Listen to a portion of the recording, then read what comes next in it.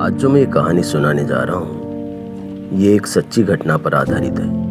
हमारी सोसाइटी के सामने वाली सोसाइटी में रहने वाले अंकित गुप्ता के पिताजी को अचानक 5-6 दिन पहले अस्पताल में एडमिट करवाना पड़ा। दरअसल अंकित और मैं एक ही ऑफिस में काम करते हैं, मगर पिछले 1.5-2 महीनों से लॉकडाउन की वजह से मुलाकात नहीं हो पाई। कभी कभार ऐसे ही फोन पर बात जरूर हो जाती थी, खैर खबर लेने के बाद थोड़ी बहुत ऑफिस की बातें और बस। लास्ट टाइम अंकित से मेरी बात करीब 1 हफ्ते पहले हुई थी। कल रात को मेरी पत्नी ने बताया कि सामने वाली सोसाइटी में कोई बहुत बीमार था जिसको अस्पताल में भर्ती कराया गया था। पता चला कि कोरोना से उसकी मौत हो गई। मैं शॉक्ड हो गया। मैं समझ गया था कि ये शायद अंकित के पिता हैं, जिन्हें पिछले हफ्ते ही अस्पताल में भर्ती कराया गया था। अंकित के पिता काफ़ी भले इंसान थे, बहुत पॉजिटिव थे। मैंने पत्नी से कहा कि मैं एक बार जाकर मिल के आऊँ क्या, तो पत्नी ने मुझे समझाया कि कोरोना पॉजिटिव होने की वजह से इस वक्त मिलना अच्छी बात नहीं है, और दूसरी बात कि अगर वो कोरोना पॉजिटिव थे तो जाहिर सी बात है उनके परिवार को भी क्वारंटाइन किया होगा, तो ऐसे में जाना ठीक बात नहीं है। आप सुबह एक बार अंकित से बात कर लेना। रात के करीब 11 बज रहे थे। मैं सो नहीं पा रहा था। मैं और अंकित कभी कभार सोसाइटी के नीचे खड़े रहकर बात करते थे, तो उनके पिता बालकनी में खड़े होकर मेरे हाल समाचार पूछ लिया करते थे। बीवी मेरे बगल में सो रही थी, शायद वो गहरी नींद में सो चुकी थी। मुझसे रहा नहीं गया। मैं धीरे से उठकर बालकनी में आ गया और अंकित को फोन लगाया।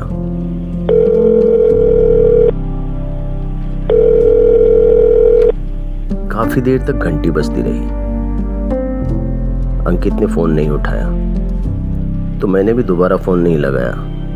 मुझे लगा कि शायद हो सकता है कि वो बिजी हो या फिर नहीं उठाना चाह रहा हो, कि तभी अंकित का कॉल बैक आया। हेलो अंकित। हाँ यार, मुझे अभी पता चला कि तुम्हारी सोसाइटी में किसी की हाँ मुझे इस बात का अंदेशा हो गया था कि शायद तुम्हारे पिताजी हों, मगर हुआ क्या था? कुछ नहीं यार, सांस में तकलीफ हो रही थी तो हम अस्पताल आ गए। डॉक्टर्स ने टेस्ट किए तो कोरोना पॉजिटिव निकला। पर यार तू मुझे तो बता ही सकता था ना, एक बार फोन तो कर ही सकता था। हाँ यार, वो टाइम नहीं मिला। अच्छा सुन, घर में रितु अकेली है। भाई तू कल हो सके तो चला जाना, एक बार उसके समाचार पूछ लेना। अच्छा हाँ यार, तुझे भी तो क्वारंटाइन किया होगा उन्होंने। उसका जवाब नहीं आया। हाँ तू कोई टेंशन मत ले यार, मैं कल सुबह चला जाऊंगा, भाभी को समझा दूंगा। तू अपना ध्यान रखना। अंकित ने फोन कट कर दिया। आज सुबह मैंने अपनी पत्नी से कहा कि मैं एक बार अंकित के घर जाकर आता हूँ। पत्नी ने बहुत समझाया कि ऐसे में वहां जाना ठीक नहीं होगा, लेकिन मेरी जिद थी तो मैंने अपना मास्क पहना और ग्लव्स पहन लिए और मैं अंकित के घर निकल गया। अंकित के घर के दरवाजे के सामने जाकर मैंने उसकी घंटी बजाई। थोड़ी देर बाद रितु ने दरवाजा खोला। उसकी आंखें रो रो कर सूजी हुई थी। मैंने कहा, भाभी मैं हूँ सुनील। आई एम सॉरी भाभी, बहुत दुख हुआ पिताजी के बारे में सुनकर। जी नहीं, मैं अंदर नहीं आऊँगा। वो रात को 11 बजे के आसपास अंकित का फ़ोन आया था, तो उसने पूछा कि मैं आपके हालचाल जान लूँ और अगर आपको किसी चीज़ की ज़रूरत हो तो वो भी पूछ लूँ। बहू कौन है? पूछते हुए अंदर के कमरे से बाबूजी बाहर निकले। बाबूजी को देखकर मेरी आंखें फटी की फटी रह गई। अरे अंकल तो यही है, फिर अंकित अस्पताल में। Oh my God. 5 सेकंड के लिए मैं खामोश हो गया। भाभी अंकित कहाँ है? मैंने कांपते हुए स्वर में पूछा। मेरे पैरों के नीचे से जमीन खिसक रही थी। भाई साहब, अंकित अब इस दुनिया में नहीं है। कल रात 9 बजे वो जोर जोर से रोने लगी।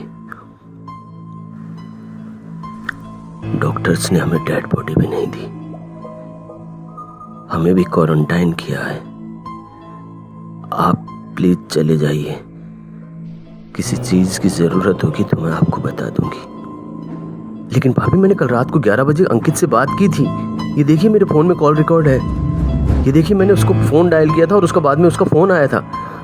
मैंने जब फोन देखा तो उसमें लास्ट डायल नंबर तो था, लेकिन इनकमिंग कॉल का कोई रिकॉर्ड नहीं था। मेरा सर चकरा रहा था। मैं सीढ़ियां उतरने लगा। सीढ़ियां उतरते वक्त ऐसे लग रहा था जैसे मैं खड्डे में गिर रहा हूं।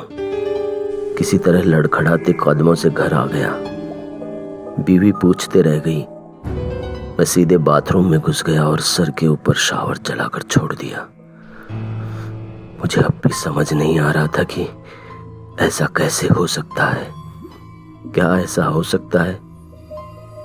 आपको क्या लगता है? आपको मेरी ये कहानी कैसी लगी? मुझे नीचे दिए गए कमेंट बॉक्स में लिखकर जरूर बताइए। अगर आपको मेरी ये कहानी अच्छी लगी तो शेयर जरूर कीजिए और लाइक भी। एक नई कहानी के साथ मैं विनोद शर्मा फिर हाजिर होऊंगा। Thank you.